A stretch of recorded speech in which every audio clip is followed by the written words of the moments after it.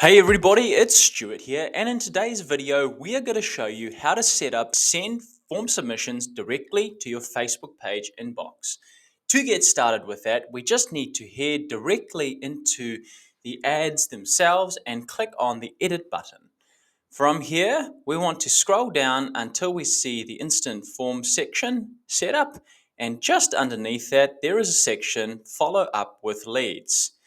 We can now click on this button, and what this will do is it will send the information and details that the person inputs into your Facebook form and send it directly into your Facebook page Messenger inbox.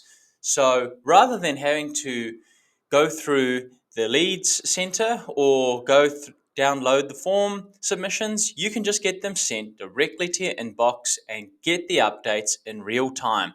It's a great little hack. Give it a try and let me know how you find it.